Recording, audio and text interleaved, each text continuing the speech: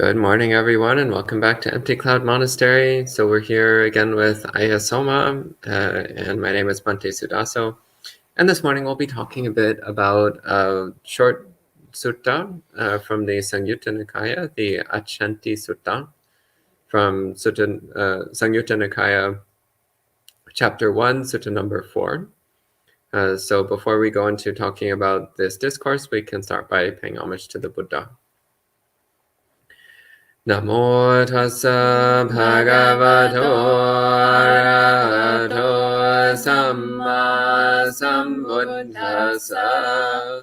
Namo tassa bhagavato arahato samma sambuddhassa. Namo tassa bhagavato Samma Sambuddhassa. Buddhang Dhammang Sanghang Namasami. So as mentioned, we'll be looking this morning at the Accenti Sutta, which is Samyutta Nikaya, chapter 1, sutta number 4. So this is a very short discourse from the Sagata Vagga. So the Sagata Vagga is the chapter of poetry. So the whole first book of the Samyutta Nikaya is all collections of poetry. So how shall we do this? Shall we start by reading the verse? Yes, Bhante, if you want to actually first translate it in Pali, and then we can discuss it. Okay. So the discourse begins, Savatthi Nidanam. So it means that the origin of this was at Savatthi. So most of the Buddha's discourses were given in the district of Savatthi. Says, Ekamantang tatako sa devata bhagavato santike imangatang abhasi. So while standing to one side, a deva, so a deva is an angelic being or celestial being, demigod, so a divine spirit of some sort. So Devata said this verse, this poem in the presence of the Buddha. So the Deva said, Accenti kala tarayanti rattiyo. So Accenti means going past us, and kala is time. So they're saying Accenti kala, so time is always going past us, slipping past us. And tarayanti rattiyo. So rattiya is nights. And again, tarayanti has the sense of hurrying, or rushing past. So it's saying time is always going past us. The nights are always rushing by. And the next line, vayoguna anupubang jahanti. So vayoguna, actually the word vaya means, in this context, it means age or life. But usually when we hear the word vaya, it means disappearance. So the sense of something being lost or going away or decaying or fading. And guna has the meaning of aspect or a quality or a stage. So both Bhikkhu Bodhi and Bhante Sujato translated Vayuguna as stages of life, but this could also mean stages of decay. Could also mean the aspect of decay or the aspect of loss. And Anupubang means progressively, and Jahanti means falling away or dropping away. So again, the point here is that one is constantly progressing along these stages of decay and loss. So it's again putting home this point that we're constantly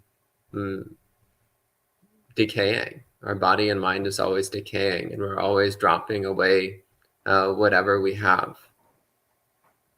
And the next line, it says, Etang bayang marane pekamano. So bayang has the meaning of danger or fear. Marane is death, and pekamano means to be looking at or paying attention to. So etang bayang marane pekamano means seeing this danger in death. So seeing this, the fact that death is coming. So recognizing the inevitable danger of death rapidly approaching. And the Deva concludes their statement. So having started with this analysis of the condition of life, the Deva makes the statement, Punyani kayarata sukhavahani. So punyani kayarata. So punya means merit or good karma. And kayarata means should be made or to be made. So punyani kayarata is saying you should make punya, you should make good karma. And sukhavahani, so avahani means something that brings to us or that carries forward. And sukha is pleasure or happiness. So the Deva is putting it all together here. The Deva is saying that time is swiftly passing us by, and we're progressively decaying and progressively losing everything that we have. So seeing the inevitable danger in death, then we should make a lot of good karma, because good karma will bring us happiness and pleasure. So this is what the Deva says. And as with many of these discourses in the Sagatavagga, the format it takes is that somebody comes to the Buddha and says a poem that expresses their understanding of what they think the Dhamma is. And usually what the Buddha will do is he'll take their poem and he'll make a few changes to make it more correct, more in line with Dhamma, or to make it more advanced. So maybe someone's giving a basic Dhamma teaching, and the Buddha will change a few lines to turn it into an advanced Dhamma teaching. So in this case, this is what the Buddha does here. Or sometimes the Buddha will just make a little twist. Like he'll take what the poem the other person is saying, and he'll just twist it a little bit to give kind of a different flavor or another angle. So here the Buddha, first off, he repeats the first three lines. So he says, Achanti kala tarayanti ratiyo. So time is swiftly passing us by. Vayoguna anupubang jahanti. So we're progressing through the stages of decay and loss. Etang bayang marane pekamano. So seeing this danger in death. Lokamisang pajahe santi peko. So loka amisang, loka means world, and amisa literally means meat. So loka amisa literally means the meat in the world. But this is commonly understood to mean bait. So for example, if you're putting a trap to catch an animal, then you might, for example, if you're trying to catch a cat, then you might bait the trap using meat. Or if you're trying to catch a fish, then you might bait the trap using a worm or something of that sort. So this word amisa, again, it literally means meat, but in these kinds of contexts, it can be understood to mean bait. But it's good to know the distinction between, because amisa also is used in the suttas in many places to mean sensuality. So the meat pleasure of life. Like sometimes we talk about meat pleasure, so the like physical pleasure, carnal pleasure, pleasure related to the meat of the body. So it's also used in a few places in that way. So lokamisa, again, it's commonly interpreted to mean the world's bait, but it can also mean the like carnal pleasure of the world, the physical pleasure that's available in the world. So sensuality of the body. And pajahe means to abandon or discard or cast aside. And santi peko, santi is peace, and peka means one who is seeking or looking for. So putting it all together, so santi peko, the one who is seeking peace, should abandon pajahe, the world's meat. So loka amisa, so the carnal pleasure or the bait of the world. So that's a brief summary of this discourse in both Pali and English. And well, first off, let's respect the Buddha's words with 3 sadhus. Sadhu, sadhu, sadhu. And then this discourse was selected by Ayya Soma. So maybe we can start by inviting Ayya Soma to say a few words about her thoughts on this particular sutta. Thank you, Bhante, for that beautiful translation of the sutta. Well, it was more selected by actually karma a few minutes before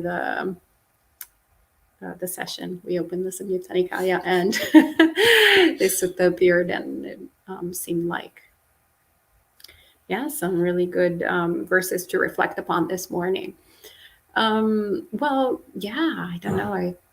What comes to mind is, first of all, the invitation of contemplating death, and how the contemplation of death is not, doesn't have the mission essentially to depress us, doesn't have the mission to, put us down, or kind of like, oh, okay, whatever. This is really something heavy that I have to think about, but rather actually creates the conditions for wisdom to arise, creates the conditions also for us to be capable of really dedicating our life, our full attention to the path. So it's, yeah, it seems like it's fundamental essentially in order to develop all the aspects of the Noble Eightfold Path. And what comes to mind is also how we once again relate to death sometimes, with that sort of not wanting really to face our own death and the death of loved ones. And then, surely very soon we start realizing how, we've actually wasted a lot of time, and maybe actually we really want to practice the Dhamma, but even our body is not as great as it used to be. So it can be a little bit difficult, for example, to even push ourselves that much, because the body doesn't sustain us as much as it did when we were in our 20s or even earlier, right?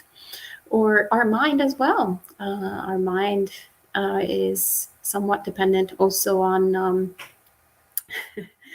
on the body to a certain extent, on our brain as well. So our brain is becoming more and more decrepit. Our cognitive faculties are becoming more and more decrepit. And it's kind of even difficult sometimes to even just focus, even to have more clarity of mind. And so there is something about, I really loved how you described the flesh of the world, that sort of carnal pleasure. And so there is something also to youth, how we are intoxicated with youth, how we're intoxicated with all our sense faculties being really, functioning, and then somewhat being distracted by that, this kind of like really sort of pleasant sensations that we can experience with the body. And as time goes by, then the body becomes more and more unpleasant. So perhaps then we are paradoxically becoming a little bit disenchanted, but in a different sort of way than in the way that is really just useful to just fully drop out from this from this kind of taste, this addiction of sensual pleasures. It's more like, it kind of sucks that the body is not that great. That I remember there was a time where actually these sensations were a lot more gratifying. And so in a way, we're keeping on essentially creating the conditions to be reborn again, the conditions to just want to still crave what is essentially the source of our suffering. It was actually really interesting to talk to my parents when I was in Italy. My parents well, are not Buddhist practitioners, and they are also not Christian practitioners either, or believers.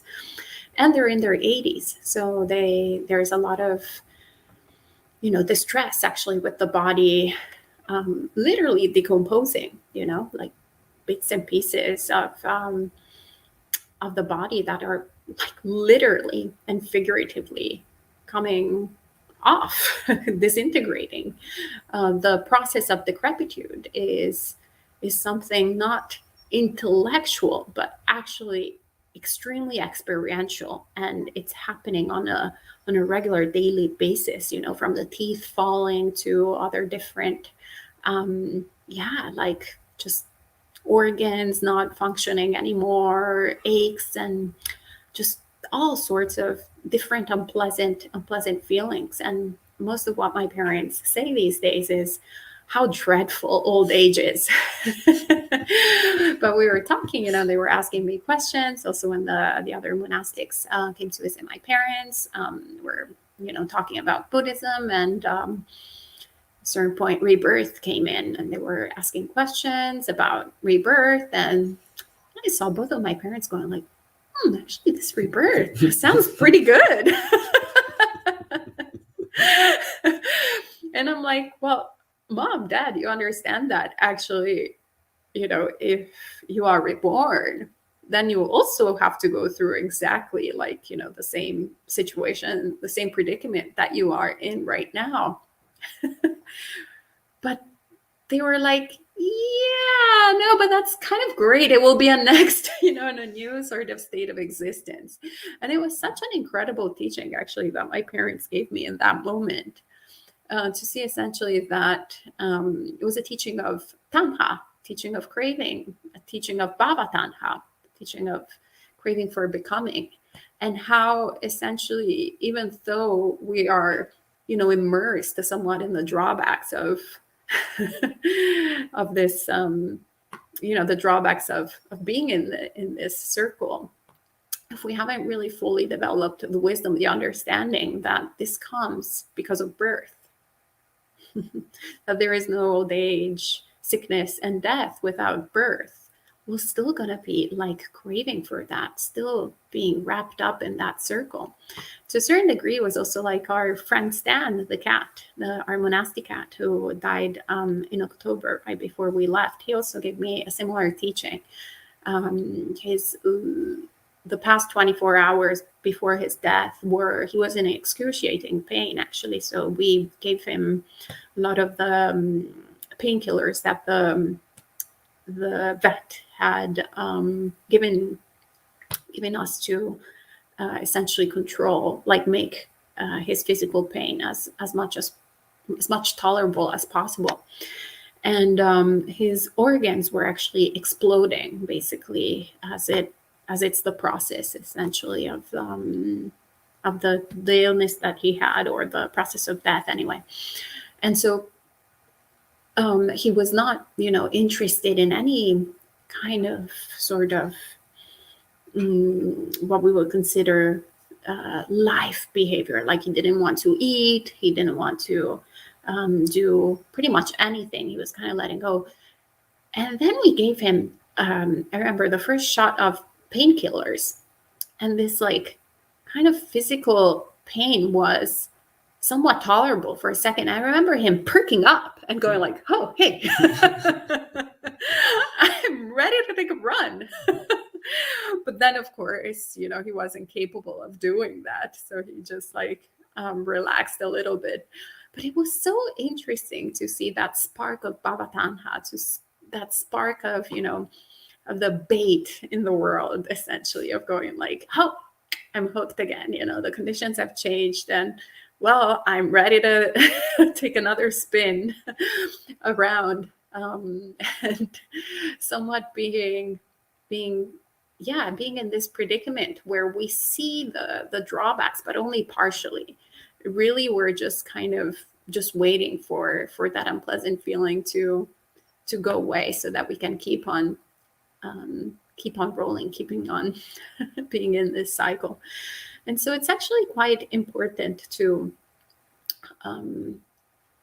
contemplate, the First Noble Truth, and death being, one of the really awful things, both our own personal death and the death of everybody that is dear and that we really care about. I remember the first time that I experienced death, I was, I had that aspiration. I was like, oh, I just so wished I could trade places with this person.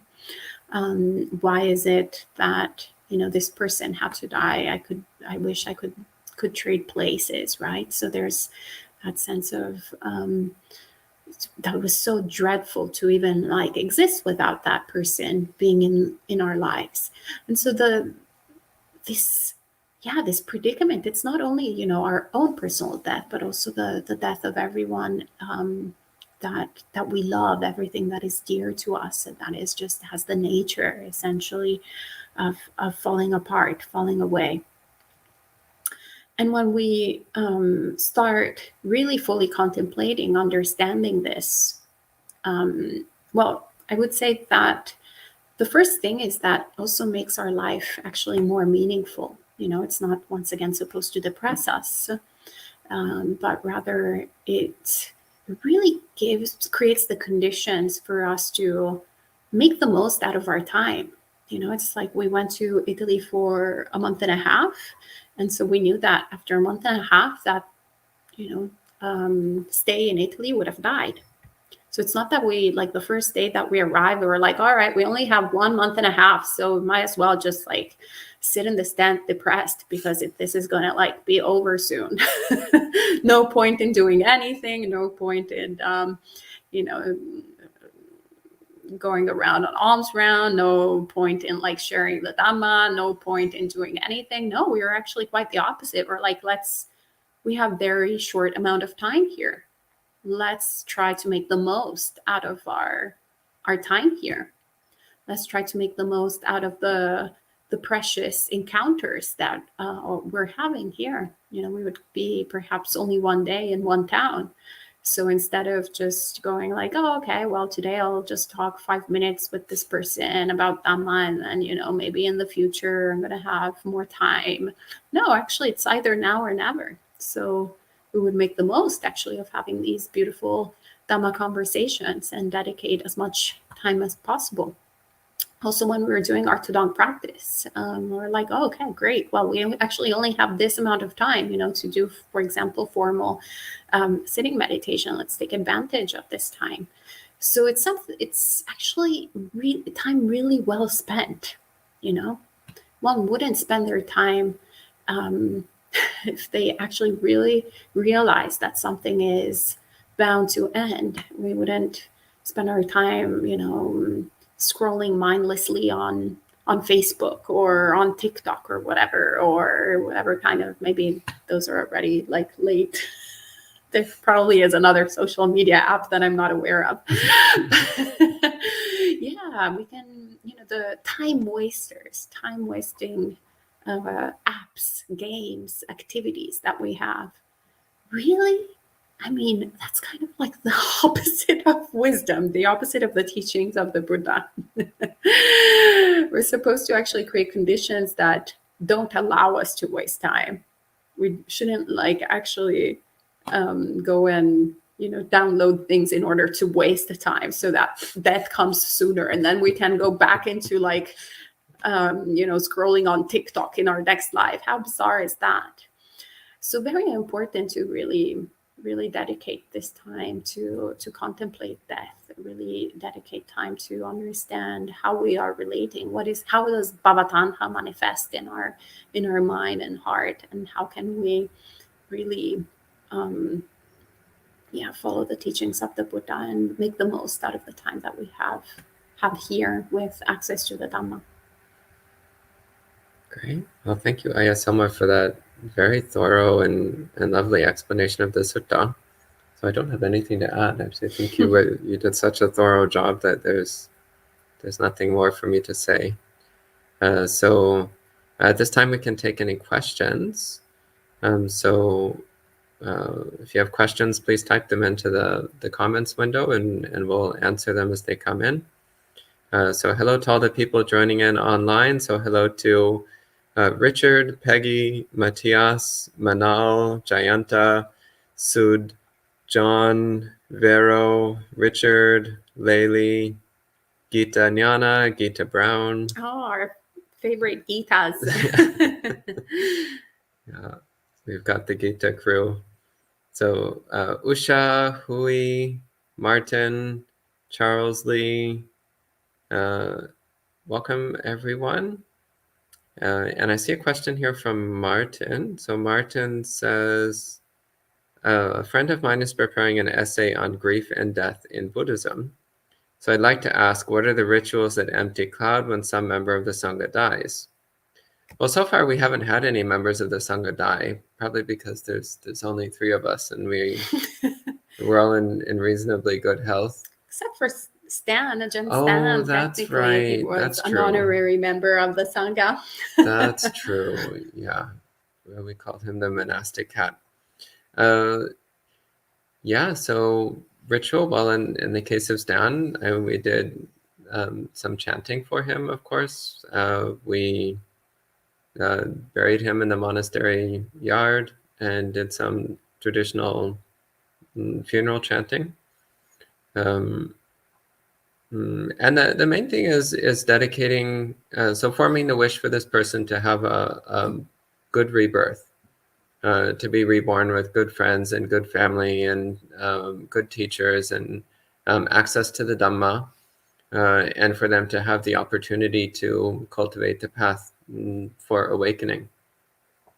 And then it's also standard in all Buddhist traditions to dedicate merit to one's deceased loved ones. So whenever one does something good, one dedicates the merit to those who have passed away. So from time to time, I think about Stan and wish for him to receive the blessings of our spiritual life. Yeah, so we don't do anything particularly special. We just do the standard Buddhist things.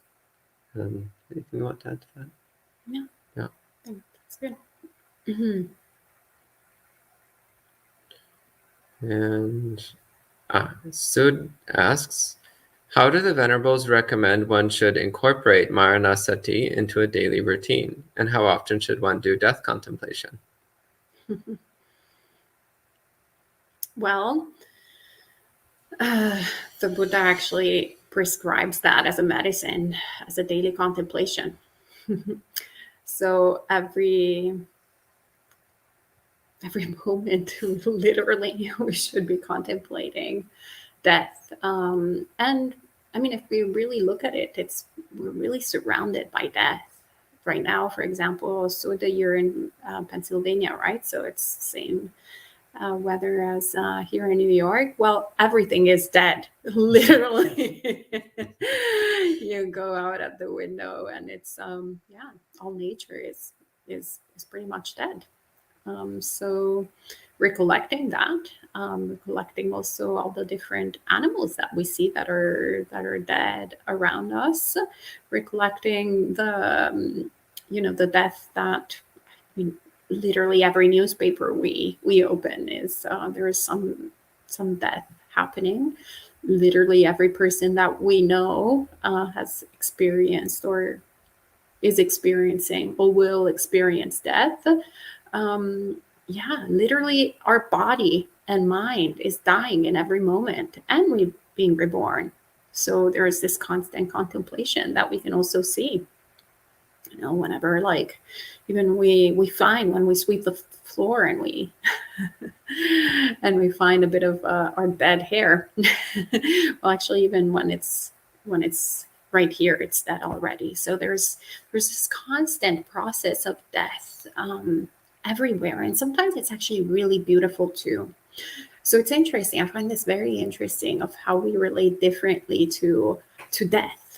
In the fall, when the sort of process of death happens, outside, when the leaves start becoming red and yellow and all of these beautiful different colors. Usually we don't go like, oh, this is really sad, and we start all crying because the leaves aren't green anymore. Actually, it's one of the most popular times of the year in this part of the world. You know, everybody's like, oh wow, let's go and see the autumn leaves, autumn in New York, autumn in New Jersey, in the forest. Oh, look how beautiful, look at these wonderful colors. So how interesting, right, that we relate to the death of nature sometimes in a really like sort of beautiful way, in an equanimous way. We can appreciate it for what it is. But then the closer it is to us, the closer, you know, the experience of death is to what is dear to us, then wow, it's painful. That's where the crying starts. That's where the rigidity of not wanting for things to change kicks in. And so that realization, I think it's very, very powerful. You know, it's very interesting to see how, even though now it's been a few months that our friend John Stan has left, there's still that resistance I see in the heart of like going, oh, he's not here anymore. Like, I wished he was here. You know, there's that resistance, but there's not like the, oh, I wish that the green leaves were there. I wish they hadn't dropped away, and I wish that this change hadn't happened. So it's all very good, you know, food for contemplation, food for understanding, really seeing why do we relate to different sankharas in a different way. What is it that makes us cling to certain things and not cling to certain others? How can we develop that equanimity? Because it's not that we're indifferent, you know, once again, to the nature around us. It's not that like, oh, who cares? No, we're like, oh yeah, look at these seasons, you know, we're fully present. We are very much equanimous. We're not shaken. We understand it fully. So to be able to, you know, translate that into our daily way of relating to death of dear ones, I think could be something really powerful. It's definitely an aspiration that we can take up, which is not like, oh, who cares, you know, like today my friend died, and today is also my birthday. Yeah, same exact thing. And you know, today I got a promotion at work. Great, wonderful. You know, everything is. It's not. We don't want to be like that apathetic, but rather really being present, really being there, understanding fully, not bypassing our emotions, but yeah, holding them without grasping to them. Great. And that's the last question online. Any questions from the monastery residents? No questions? Okay. Okay. Just one, because tanha often explained as craving, but I can't, and I find it difficult to understand whether it's the same, because to me it doesn't make sense. I don't understand. So it's a bit off the topic of this sutta, but just briefly, the literal meaning of the word tanha is thirst. So we commonly translate it in English as craving, which actually I think is a perfectly fine translation. Tanha leads to bhava, but cravings. Actually, usually in their normal life, not necessarily. I mean, cravings can be satisfied by some people crave for chocolates, and pregnant mothers crave for certain things during the period of pregnancy, and afterwards it's gone. So, when not the same. So that's a translation thing. So tanha, basically the Buddha is talking about desire. And it's about wanting things. Usually we want pleasant things and we want to avoid painful things. And so based upon that, then actually we form our sense of self. So I am the person who wants those pleasant things, and I want to avoid those unpleasant things. Even hatred, which develops into vengeance, too leads to power. Yeah. So, And it's because not aversion, hatred is also a form of desire. So it's just a negative form, but it's the same. Like vibhava tanha, essentially the craving of not wanting for something to to come into being. Yeah, it's the same, two sides of the same coin, as they say. Yeah, I feel also like craving is more than desire. I feel like perhaps what you're referring to is that tension where we can get into translation between desire and craving. And desire, that's more something that perhaps can be related, right, Bhante, to chanda.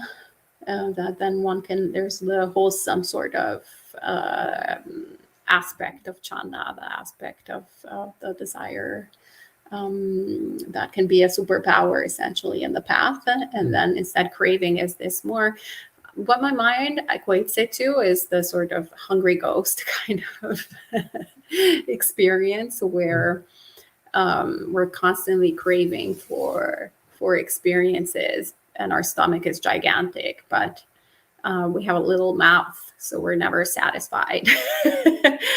So I always feel like the state of the hungry ghost is very much relatable.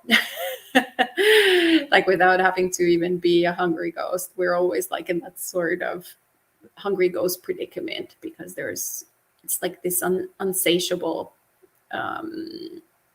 predicament.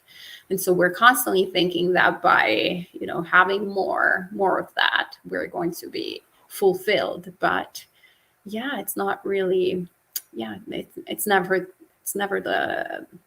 that best thing that we were expecting it to be. Yeah, well, that's why we can, essentially be very creative with Baba.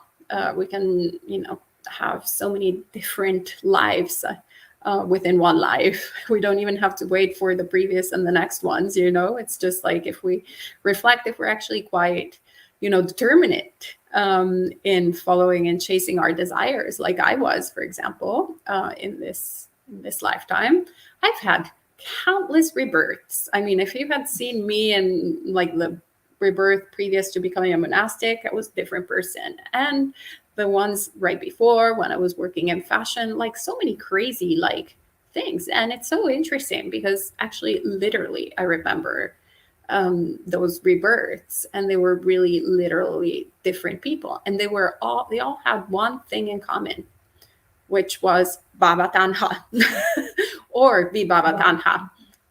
Either, both this kind of tension, constant tension of going like, this could just be better. Oh, Lord, I like this. I need more of it. Like it's always that, the best relationship or the best job or the best city or the best country or the best dessert, the best pasta, the best whatever. Like constantly chasing. It's kind of a primal urge to do something or to seek something or to be something or to have something. Yeah. So it has this almost compulsive feel to it. When we talk about tanha, it has this almost compulsive feel. By letting go of all the attachments, by detaching oneself. Well, that's again, one comes at it through wisdom, though. So through recognizing the inherently unsatisfying nature of whatever one is craving, then the craving naturally tends to diminish and drop away. It's satisfying too when friends crave for chocolates. And if you give me a share of chocolates, I crave this. Is it gone?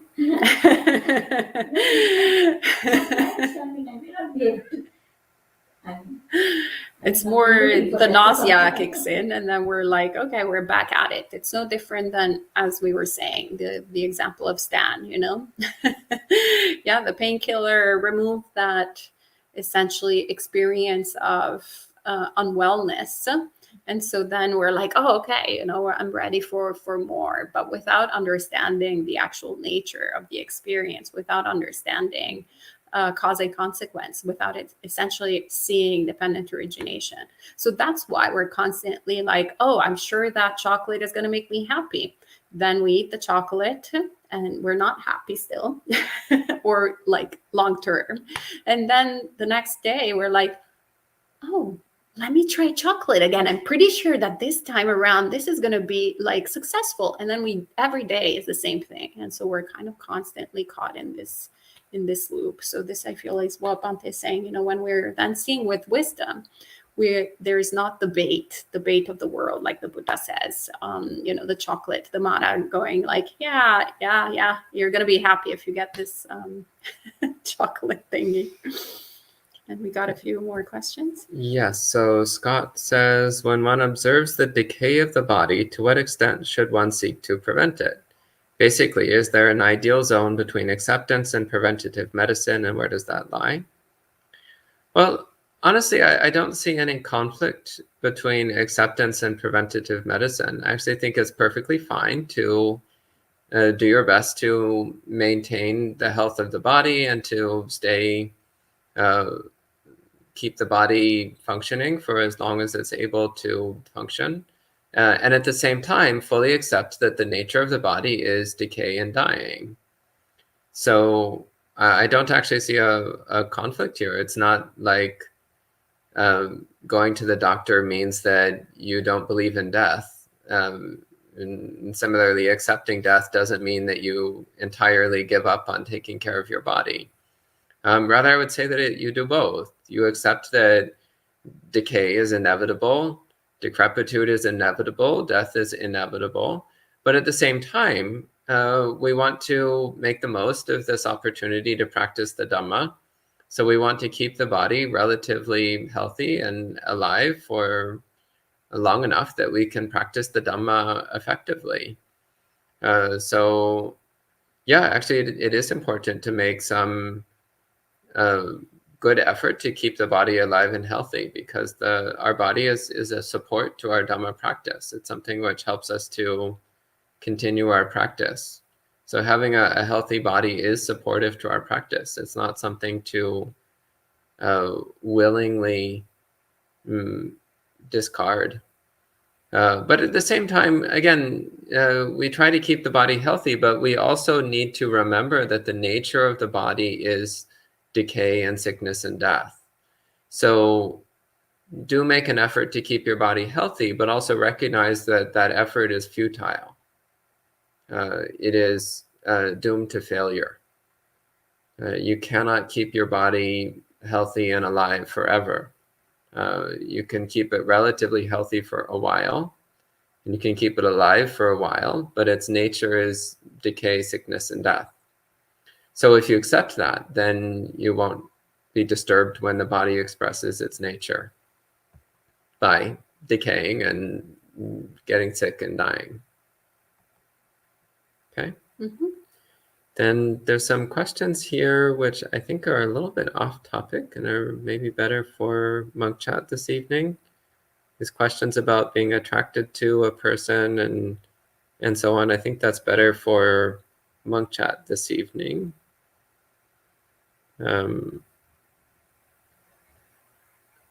Yeah, I think that's more of a monk chat question. I would bring that this evening. So I think that's the end of the questions on this sutta. So we can go ahead and end the session with 3 sadhus. Sadhu, sadhu, sadhu. And we'll see you this evening for monk chat.